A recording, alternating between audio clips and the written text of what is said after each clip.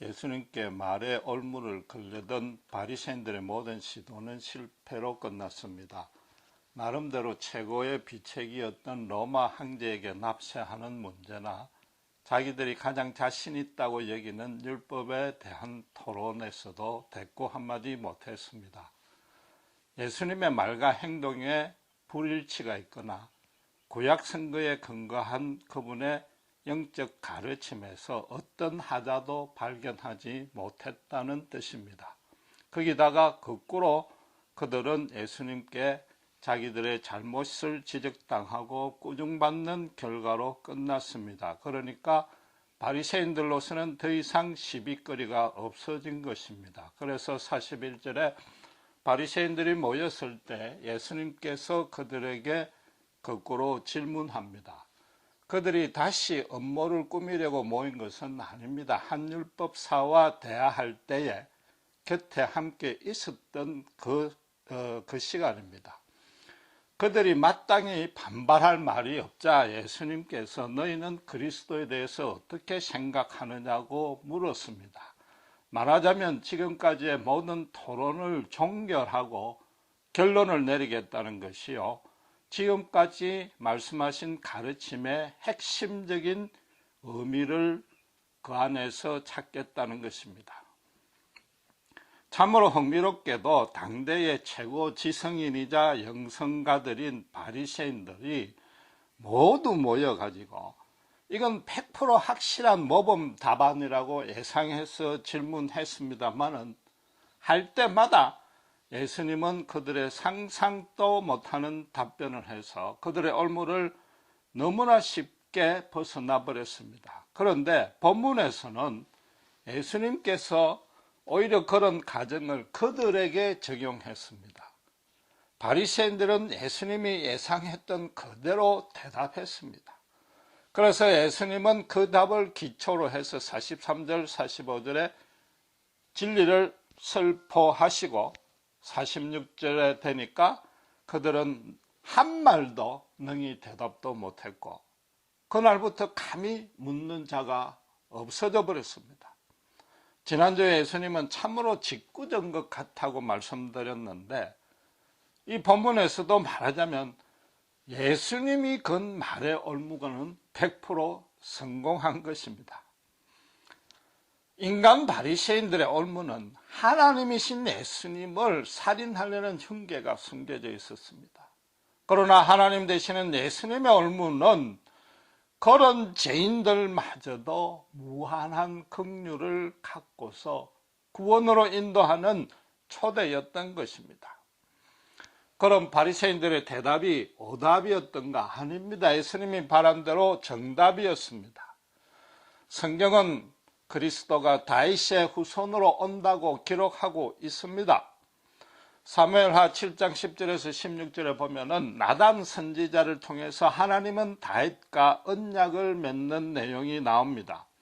그때 12절에 내 몸에서 날 자식 내 뒤에 세울 그 나라가 견고케 된다고 약속하셨고 16절에 가서는 그 나라와 그 위는 영원하다고 그랬습니다. 그래서 또 이 유대인들을 대상으로 본 복음서를 제작한 마태도 1장에는 다윗 왕가의 족보부터 열거한 것입니다. 문제는 다윗 후대의 왕 중에 이스라엘을 강성케 한 왕이 없었습니다. 솔로몬도 사실은 자기가 그렇게 한 것이 아닙니다. 다윗이 다 이룬 바탕 위에서 다윗이 유언한 그대로 왕국의 통치 체계를 완비한 것뿐입니다. 영적으로는 말년에 가서 우상 숭배까지 했으니까 그가 메시아일 리는 절대 없는 것입니다. 그래서 유대인들은 아주 지혜롭고 능력도 출중한 왕이 나타나서 다윗이 그랬던 것처럼 사방 대적을 다 무찔러주고 제2의 이스라엘의 번영을 소망했던 것입니다. 따라서 예수님 당대로 봐서는 반드시 로마의 지배를 종식해야만 메시아로 간주하겠다고 여겼습니다. 그래서 지금 예수님은 그들의 대답을 듣고 너희들이 메시아에 대해서 기대하는 그런 내용은 사실은 성경을 잘못 해석했기 때문이라고 지금 깨우쳐 주고 있는 것입니다. 바로 그 다윗 스스로가 저작한 시편 110편 1편을 인용해서 너희는 이 성경을 잘못 해석했다는 겁니다. 44절이 그 내용인데 초점은 다윗이 메시아를 자기 주라고 표현했다는 데 있다는 겁니다. 세상에서 최고 높은 자리에 오른 왕인 다윗이 주라고 표현한다면 그건 하나님일 수밖에 없는 것입니다. 그 시편의 제작 시기가 불명하기 때문에 혹시라도 사울 왕을 주라고 말했을 가능성은 배제할 수 없지만은 사울이 메시아리는 유대인들도 인정하지 아니하는 것입니다. 44절에 보면은 주께서 내 주께 이르시되라고 되어 있습니다. 주라고 표현된 것이 두 분입니다.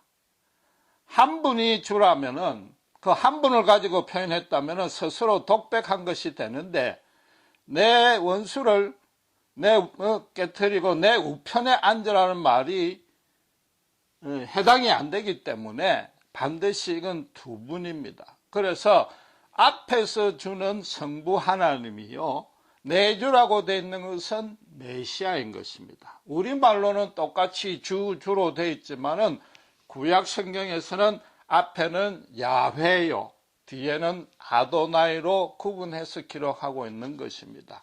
44절의 뜻은 결국 쉽습니다. 우리가 다 아는 대로 성부 하나님께서 성자를 보내시는데 메시아로 성자의 원수 즉 사단을 지칭하는 겁니다. 그를 성자 하나님 앞 발 아래 완전히 패배시킨 후에 성자이신 메시아를 보좌 우편에 다시 앉히겠다는 겁니다. 그리고 45절은 예수님이 그 시편을 주석한 내용입니다.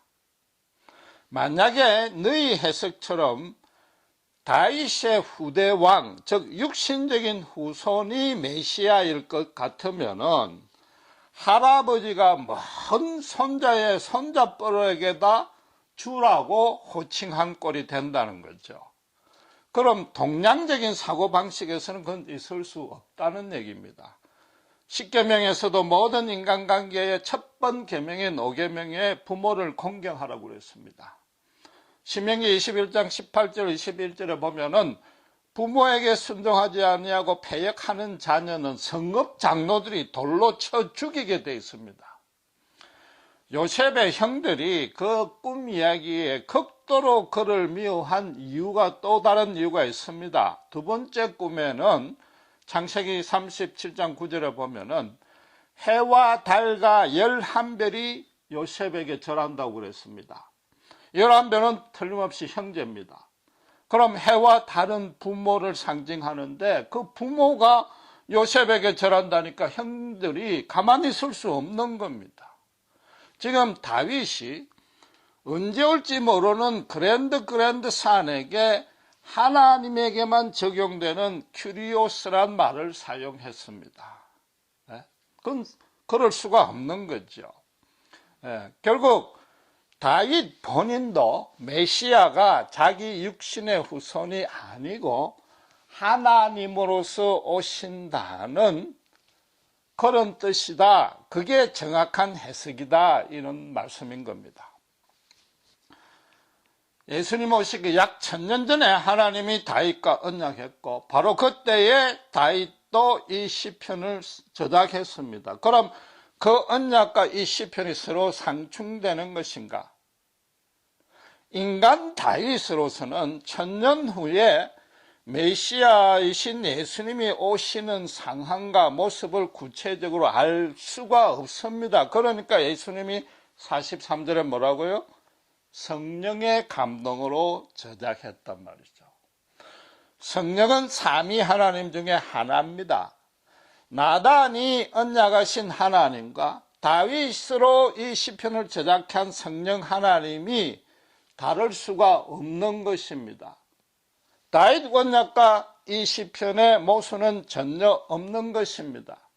왜냐하면 이사야 선지사를 통해서 7장 14절에 처녀가 잉태하여 아들을 낳으리라고 한 그대로 다윗 가문의 후손인 요셉과 정혼한 마리아에게 성령으로 잉태하시는 모습으로 성부 하나님께서 성자를 보내시겠다는 겁니다.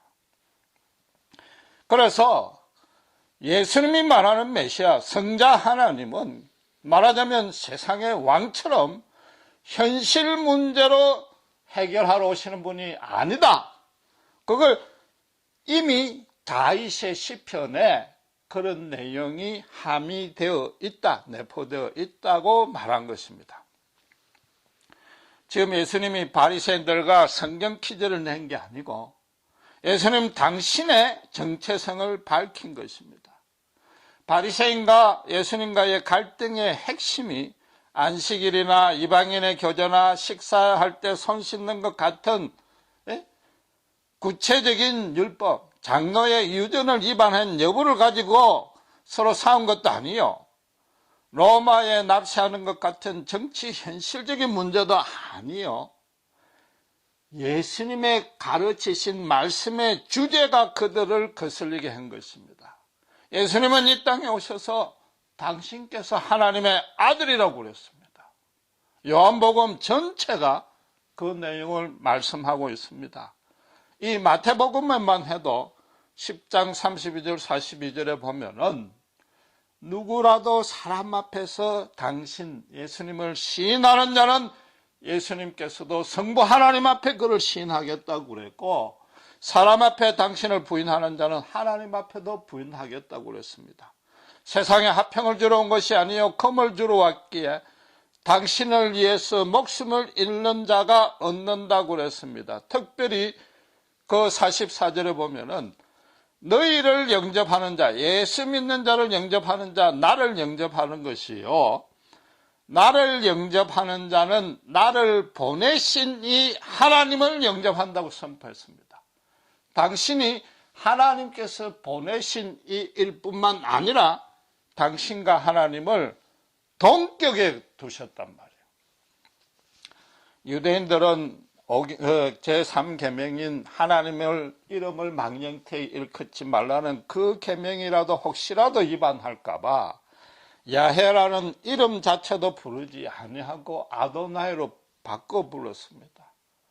알다시피 성경을 필사할 때 그 전에 소위 목욕 재개했고 야훼의 이름이 나오면 붓을 다시 빨아 기록할 정도였습니다. 그런 자들이 인간이 하나님이라고 그러고 하나님의 아들이라고 그런다는 것은 상상도 못할 신성 모독이었습니다. 한국에서 부모 이름도 사실은 우리가 동양적인 사고방식에서 바로 부르지 못하고 한자씩 떼어서 함자가 이렇습니다라고 이야기합니다. 또 내가 네한테 약속을 안 지키면 내가 네 자식이다 그런 말을 흔히 하는데 그게 무슨 뜻입니까?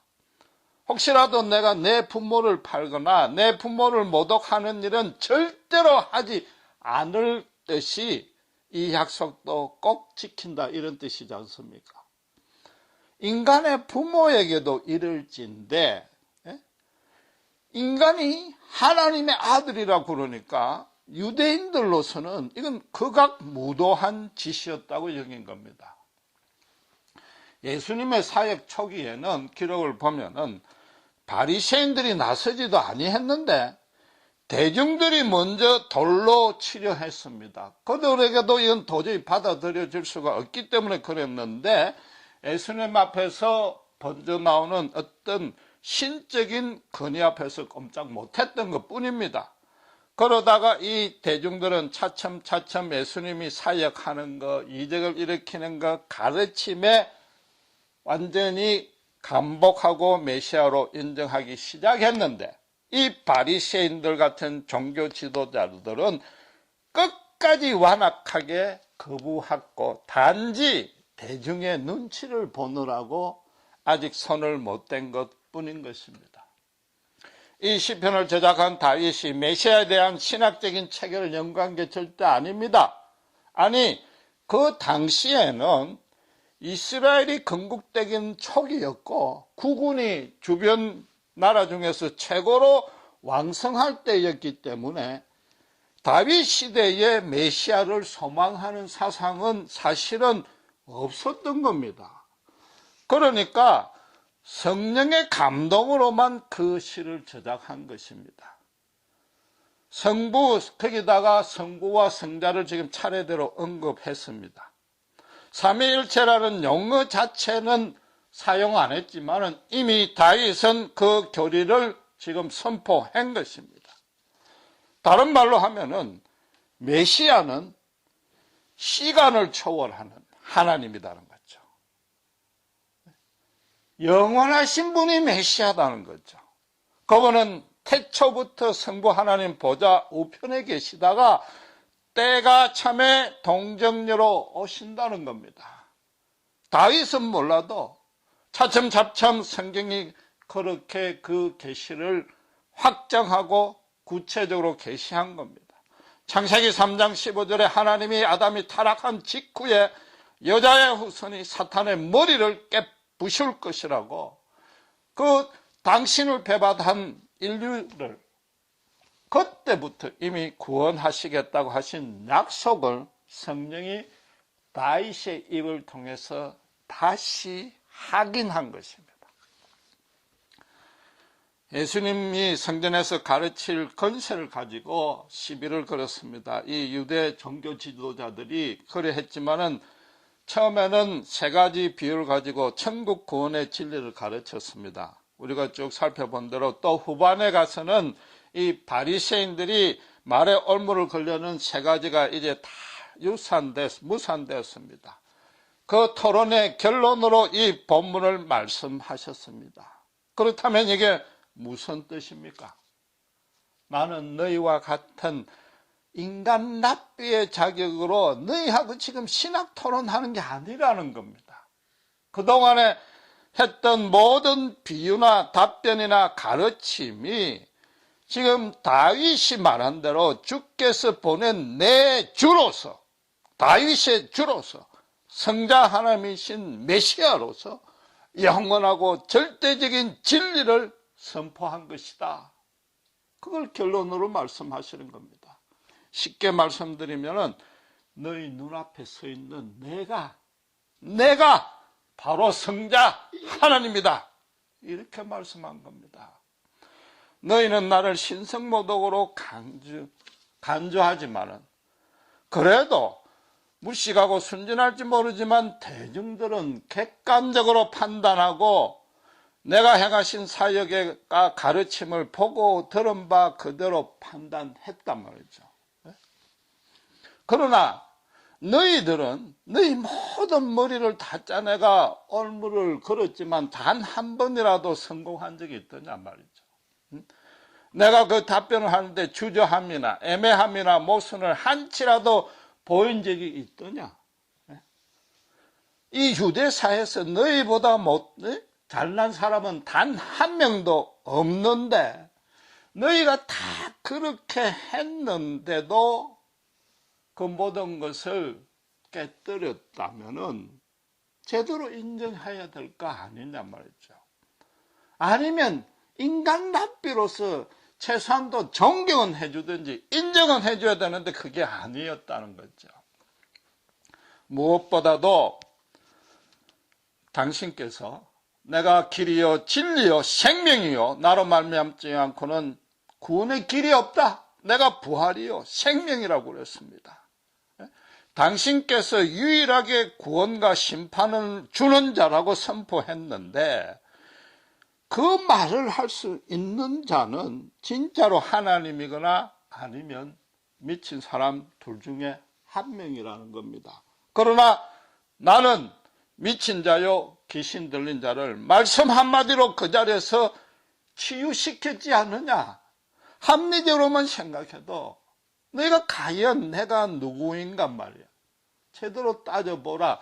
말한 그대로 내 말한 그대로 그게 사실이요 진리라는 결론밖에 나올 수 없지 않느냐 그 말인 것입니다. 다윗은 에게 하나님이 언약할 때 그 후손 메시아가 그 위가 영원하다고 그랬습니다. 그러나 다윗 후손 중에 영원한 왕은 없습니다. 인간 왕이 절대로 영원할 리가 없습니다. 사무엘 하에 그 언약을 문자적으로만 해석해도 메시아는 하나님일 수밖에 없단 말이죠. 그 성령의 감동으로 그걸 말씀하셨고 저작했단 말이죠. 하나님의 말씀을 너희들이 절대로 사사로이 풀지 말라는 겁니다. 자신들의 종교 권력과 자기들의 이름, 명예를 높일 그런 사사로운 욕심을 갖고 해석하지 말라. 하나님의 말씀이 단 한 자라도 땅에 떨어지지 아니한다. 나달의 언약과 이 다윗의 시편 그대로 다윗의 후손으로 오되 영원한 왕으로 오신다는 겁니다. 그래서 마태복음 1장 17절에 보면은 다윗의 24대 후손인 요셉과 성녀로 잉태한 마리아 사이에서 나사렛에서 태어난 아기가 바로 메시아단 말이죠. 이사야서 9장 6절에 하나님의 주신 바 된 기묘자요, 모사요, 전능하신 하나님이단 말이죠. 거기다 또 뭐라고 그랬어요? 이사야 선지자가 영존하신 아버지다 그랬단 말이에요. 이사야에게 아버지단 말이에요. 다윗에게 주단 말이에요. 그분이 평강의 왕으로 오신다고 선포한 것이 그 말씀이 지금 이 자리에 응했다는 겁니다. 지금 고난주간의 이틀째입니다. 비록 그 이해하는 차원이 단순하고 초보적이지만 대중들은 예수님이 메시아라고 열광적으로 호응했습니다. 그들에 대해서 성경을 가지고 가르칠 지도자들은 완악하고 교만해서 그 메시아를 살인하려고 그랬습니다. 성경을 갖고 토론했는데 대꾸도 못할 만큼 그 영적인 권능을 속으로 부인하지 못하면서도 그랬습니다. 그런데도 예수님은 지금 그런 자들마저도 불쌍하고 안타까워서 마지막으로, 진짜 마지막으로 회개의 기회를 준 겁니다. 더 이상 기회는 없습니다. 왜 그렇습니까? 곧 2, 3일 후에 십자가에 죽으시고 부활하고 승천하시고 하나님 보좌 우편으로 돌아가실 것이기 때문입니다. 요한의 사도나 바울도 천국을 보고 왔습니다. 예수님이 보좌 우편에 있는 걸 보고 왔습니다. 이들에게는 더 이상 기회가 없습니다. 만약에 지금 당신을 영접하지 아니하면 구원을 못 받는 것이요, 그 말은 영원한 심판을 받는 것이다 말이죠. 너희들이 그냥 감히 묻기를 거치는 그걸로 가만히 있지 말고 제발 더 늦기 전에 항복하라고 그랬는데 그러지 못했습니다. 그러니까 23장에 곧바로 뭐가 나옵니까? 그들에 대한 7가지 저주를 받을 수밖에 없는 겁니다. 왜냐? 이제 곧 십자가에 죽으시니까 더 이상 때가 없는 겁니다. 이 본문의 말씀은 진짜로 심각한 내용입니다. 영생을 얻느냐 못 얻느냐는 예수님만이 유일한 길입니다. 다른 길은 절대 없습니다. 하나님께서 구원을 얻을 만한 다른 이름을 준 적이 단 한 번도 없습니다. 물론 우리 모두는 그 모든 진리를 믿습니다. 그러나 지금도 바리새인들이 메시아를 다윗의 후손, 육신의 후손으로 믿고 있는 것처럼 예수를 믿는 자들이 아직도 많이 있습니다.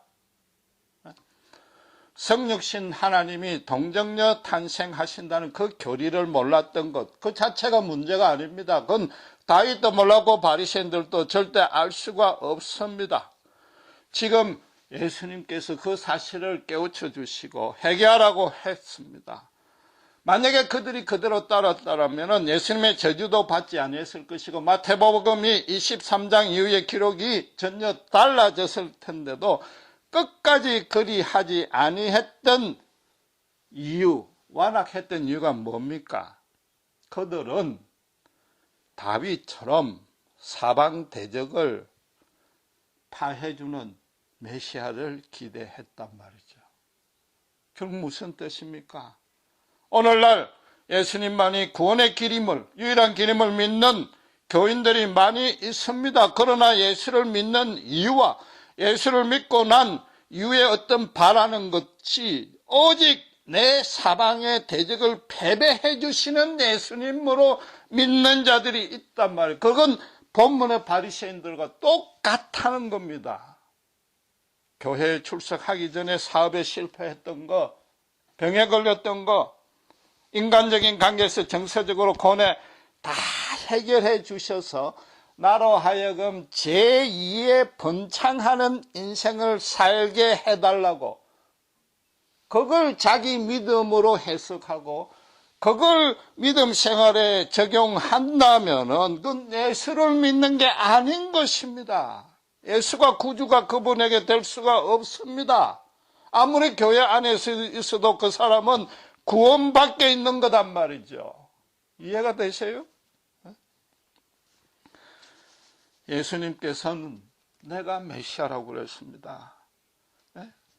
하나님의 지은 죄로 하나님께서 그 죄를 당신의 독생자를 죽이기까지 저주하시지만은 그 죄인은 안타까이 여기셨습니다. 왜 그렇습니까? 당신을 형상을 닮게 지으시고 당신 대신에 이 땅을 거룩하게 다스리라는 청지기로 지었기 때문에 아무리 사형에 해당되는 죄라도 불쌍히 여겼습니다. 하나님이 보시는 신자의 제2의 인생은, 제2의 번창하는 인생은 창조 당시의 그 모습과 목적대로 원상 회복시키는 것이고 그걸 하나님 그분께서 더 간절히 원하시기 때문에 독생자 예수를 우리 모든 죄값을 치르게 하시고 죽이신 겁니다.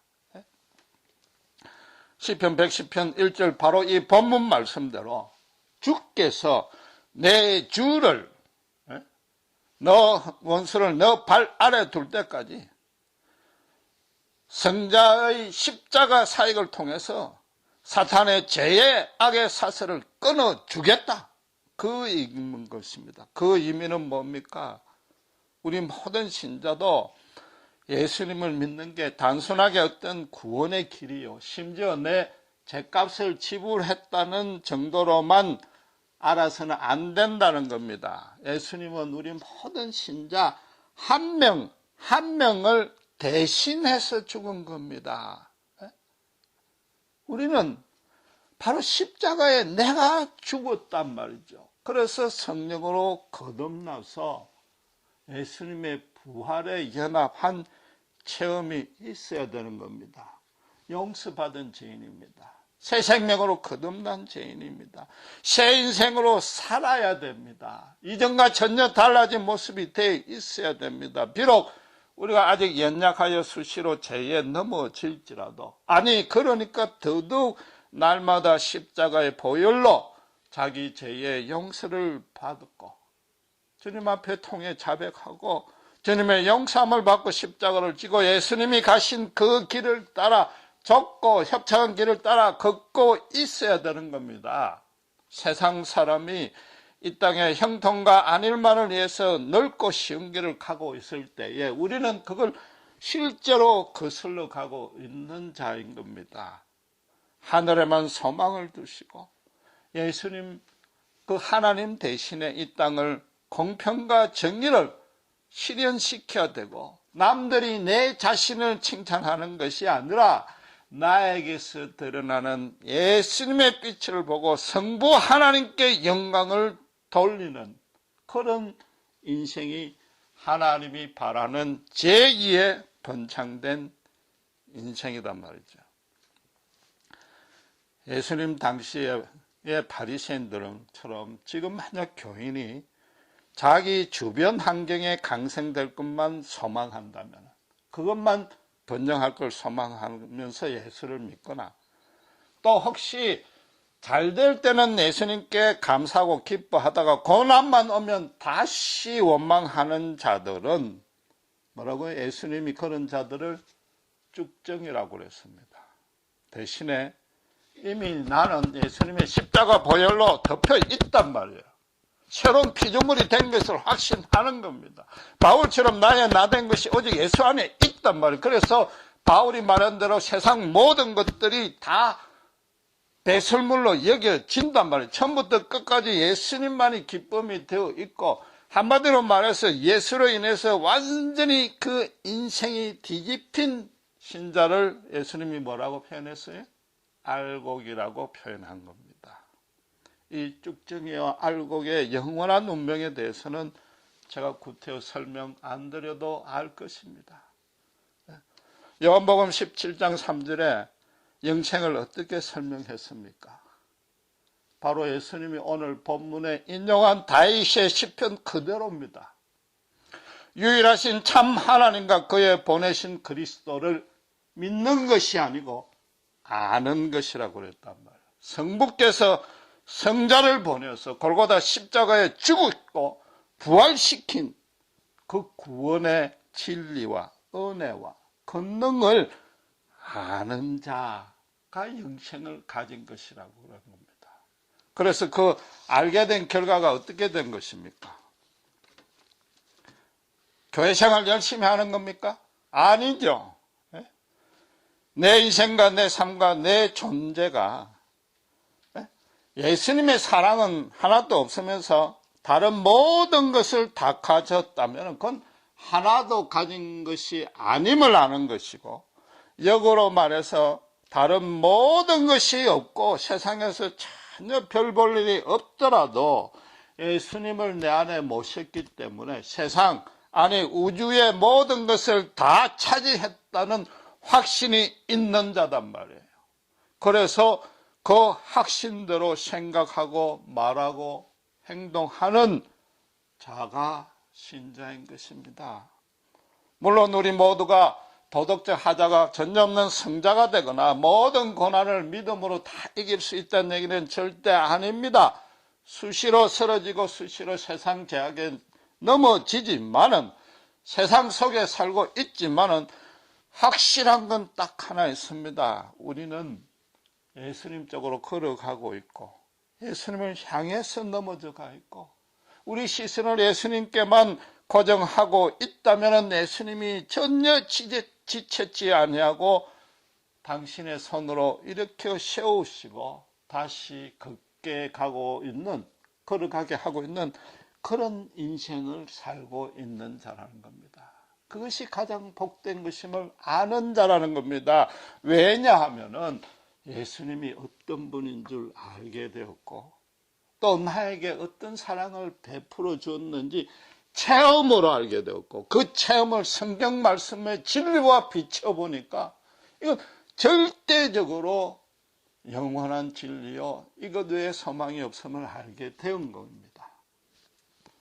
그렇다고 현실의 안락과 평강이 중요하지 않는다는 얘기는 절대 아닌 것입니다. 현실에서 도피하라는 얘기도 아닙니다.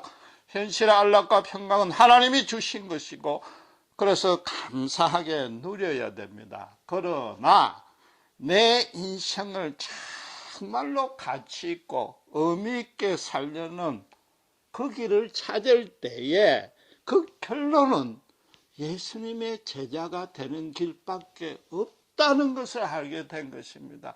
그러다 보니까 나머지 모든 것들이 그리 소중하지 않다는 걸 알게 된 것입니다. 여러분은 지금 어느 쪽을 향해 서 있습니까? 예수로 인해서 인생이 완전히 뒤집어져 있고 예수님을 향해 바라보고 있는지 점검해 보시기를 주님의 이름으로 축원합니다. 기도하시겠습니다.